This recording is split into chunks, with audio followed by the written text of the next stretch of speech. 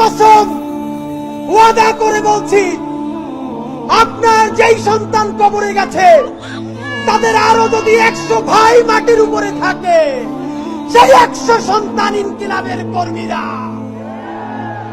ইনকিলাব মঞ্চের অন্তত একটা কর্মীও বেঁচে থাকতে খুনি, ফ্যাসিস্ট, গণহত্যাকারী আওয়ামী লীগের পুনর্বাসন চলবে না।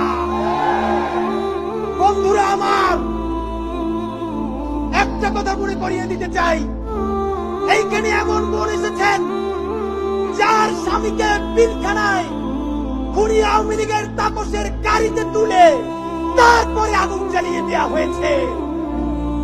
শাপলা আহারে পিলখানায় তো নাম কাওয়াজতে একটা কমিশন হয়েছে। শাপলার সবাই গরিব বলে, গ্রাম থেকে এসেছে বলে যেই গণহত্যা শাপলায় হয়েছে, তাদের নামে কি একটা কমিশন করতেও এই সরকারের লজ্জা লাগে? যদি লজ্জা লাগে তাহলে এই গরিব হুজুর তাদের রক্তের মধ্য দিয়ে এই সরকারে আপনার থাকতে লজ্জা লাগে না? বন্ধুরা আমার, বিএনপি কে বলতে চাই, আপনাদের হাতে ধরি, পায়ে ধরি, শহীদ জিয়ার বিএনপি কে দিল্লির দাস হতে দিব না। জামাতে ইসলামের ভাইদেরকে মনে করিয়ে দেই, সাইদি সাহেবের রায়ের পরে 2 শতাধিক মানুষকে 2 দিনে পাখির মতো গুলি করে হত্যা করা হয়েছে। শুধু হত্যা করা হয় নাই, পাখির মতো স্তূপ করে নারী পুরুষের লাশগুলো রাস্তার পাশে রাখা হয়েছে। গণহত্যাকারী আওয়ামী লীগ, তাদেরকে যারা দেখেছে তারা হলো সেই দিল্লি, ভারত।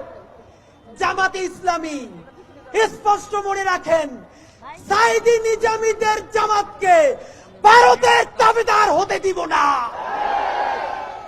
এনসিপির ভাইয়েরা মনে রাখো, শত শত জুলাইয়ের রক্তের মধ্য দিয়ে নেতা হইছো তোমরা। যদি এই জুলাইকে বেঁচে দিয়া দিল্লির দাসত্ব করে ক্ষমতায় আসতে চাও, হাসিনার চেয়েও ভয়ানক পরিণতি হবে। 100 মানুষ মাত্র হাত তুলবেন, একটা কাজ বলবো। সারা বাংলাদেশ থেকে প্রত্যেকটা বিভাগ থেকে আজকে এখানে লোক এসেছেন।